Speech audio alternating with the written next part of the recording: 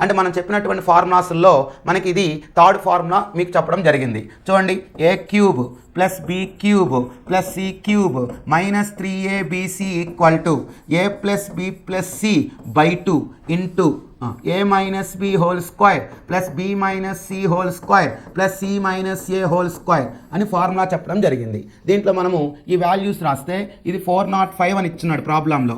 అలాగే A plus B plus C 15 అని ఇచ్చాడు. అంటే 15/2 ఇది వాల్యూ అడుగుతున్నాడు. A minus B whole square plus B minus C whole square plus C minus A whole square ఇది అడిగాడు అనమాట. సో ఇది 15తో క్యాన్సిల్ చేద్దాం.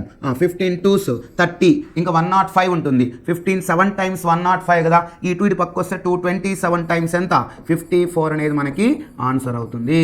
ఏ minus B whole square plus B minus C whole square plus C minus A whole square value అవుతుంది అనమాట. Okay, thank you.